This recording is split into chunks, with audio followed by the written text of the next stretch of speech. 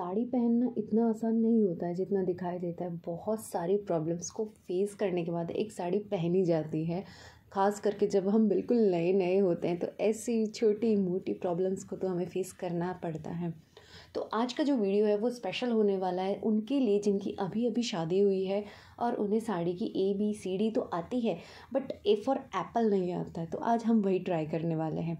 तो मैंने ये साड़ी ली है। इस साड़ी की भी एक अलग कहानी है जो मैं वीडियो के बीच में बताने वाली हूँ। तो ये साड़ी का वो पार्ट होता है, सॉरी, 1 बाय 1, जहाँ साड़ी की सबसे लंबी लेस होती है वो साड़ी का नीचे का हिस्सा होता है, और जहाँ साड़ी में थोड़ी छोटी लेस होती है जो कि ज़्यादातर साड़ियों में इसी तरह का परफॉर्मा होता है। अगर लेस ऊपर से जुड़ी हुई है तो वो ऊपर का पार्ट होता है, और जहाँ लंबी लेस होती है वो वाला पार्ट होता है नीचे का। तो साड़ी का सबसे पहले हमें वो कॉर्नर लेना है जहाँ लेस नहीं होती है, कम से कम 1 हथेली जितना दूर तो लेस नहीं होती है। और साड़ी पहनने से पहले आपको मैचिंग का पेटीकोट कॉटन का होना चाहिए और साड़ी से थोड़ा ही छोटा होना चाहिए। और साड़ी पहनने से पहले आप अगर हील्स पहन रहे हैं तो वो भी पहन लें, क्योंकि बाद में जब हम हील्स पहनते हैं तो साड़ी चलते वक्त बहुत छोटी दिखाई देती है और हमारी हाइट भी कम शो होती है। अगर आप इस तरह से पहनेंगे तो आपकी हाइट भी काफ़ी अच्छी और सुंदर दिखाई देगी।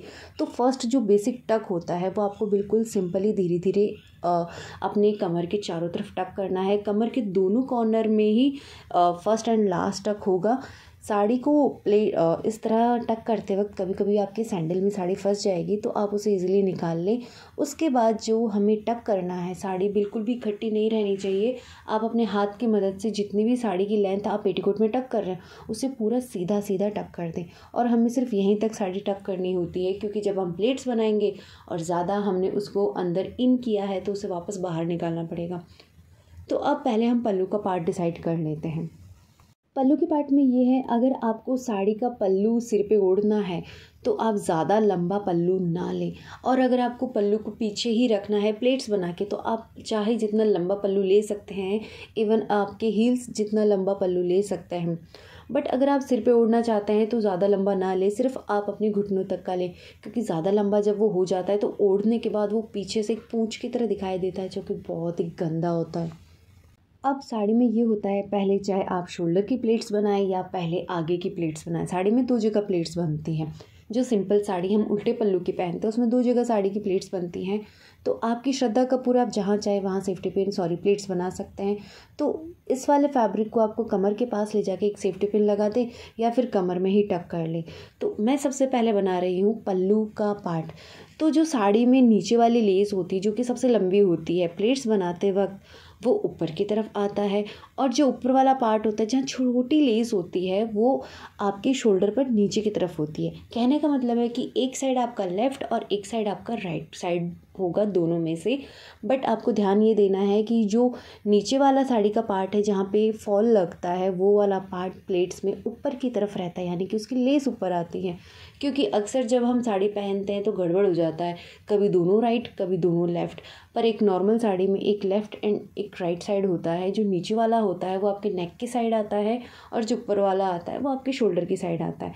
तो इस तरह से आप धीरे धीरे करके प्लेट्स बनाएं। अगर आपकी प्लेट्स एक बार में ठीक ठाक बन जाए तो बढ़िया बात है, आप वहाँ पर एक सेफ्टी पिन लगा दें, क्योंकि जब आप शोल्डर पर रखकर फिर सेफ्टी पिन लगाएंगे तो वो बिगड़ जाएगी। तो इससे अच्छा है कि आप पहले एक सेफ्टी पिन लगा के अपने शोल्डर पर रख दें और उसके बाद आप अपनी कमर की प्लेट्स को ट्राई करें। तो इतनी सी दूरी छोड़ने के बाद आपको प्लेट्स बनाना स्टार्ट करना है।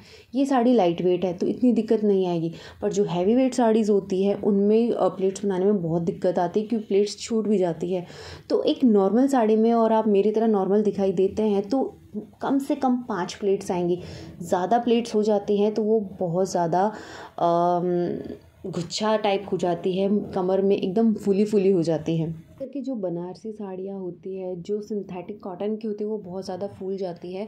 तो अगर आप ब्लाउज़ का कपड़ा नहीं निकाल रहे हैं तो वो निकाल के फिर ही आप साड़ी को वेयर करें, क्योंकि अक्सर मैं भी क्या करती हूँ कि मैचिंग का ब्लाउज़ होता है तो मैं नहीं निकालती कि प्लेट्स अच्छी बन जाएंगी। तो प्लेट्स को फर्श तक टच करने के बाद आपको अपनी कमर में उन्हें टक करना है और थोड़ी सी फैलाते हुए रखना है, और एक ऊपर सेफ्टी पिन लगानी है बिल्कुल ऊपर, और एक सेफ्टी पिन आप यहाँ भी लगा दें तो आप अपने कमर के नीचे के एरिया में काफ़ी स्लिम ट्रिम दिखाई देने वाली हैं और एक अच्छा सा लुक आ जाएगा। अगर आप नए हैं तो अदरवाइज़ आपको बाकी ट्रिक्स पता रहेंगी कि किस तरह से साड़ी को वियर करना है। तो मैंने स्टार्टिंग में बताया था कि इस साड़ी की एक कहानी है। तो ये इस साड़ी को लगभग 10 साल पहले मैंने परचेज़ किया था, जब मैंने फ़र्स्ट टाइम टीचिंग स्टार्ट करी थी और मुझे 1800 रुपये सैलरी मिली थी। इतनी खुश हुई, मैंने मम्मी को ला के दी और मम्मी ने कहा चलो शॉपिंग करके आते हैं। तो मेरे पास साड़ी नहीं थी और शादी भी डिसाइड हो चुकी थी, तो मैंने कहा मम्मा चलो एक साड़ी ले लेते हैं। तो ये मैंने उस टाइम 600 रुपये में ली थी और अभी तक मैं इसे संभाल के रख रखी हूँ। मैं कभी कभी पहनती हूँ क्योंकि इतनी सारी साड़ियाँ हैं, किसी साड़ी का नंबर ही नहीं आता और फिर भी मैं सोचती हूँ मेरे पास साड़ियाँ ही नहीं हैं। सो यही एक छोटी सी कहानी थी। अगर आपकी साड़ी में भी इस तरह के बूटे हैं जो कि बाहर से ऐड हैं, तो आप साड़ी में प्लेट्स बनाते वक्त बहुत ज़्यादा ध्यान रखें, क्योंकि बूटे क्या होते हैं आपकी प्लेट्स को बिगाड़ देते हैं। तो अगर आपकी साड़ी बूटे वाली साड़ी है तो आप माइंड नहीं करना। अदरवाइज़ सिंपल साड़ी जो आप पहनेंगे, प्रिंटेड साड़ी इस तरह से पहनेंगे ना, तो बहुत ही सुंदर बनने वाली है। और ये एक संस्कारी बहू के संस्कार, कभी मॉडर्न कभी घरेलू। So thanks for watching, bye bye.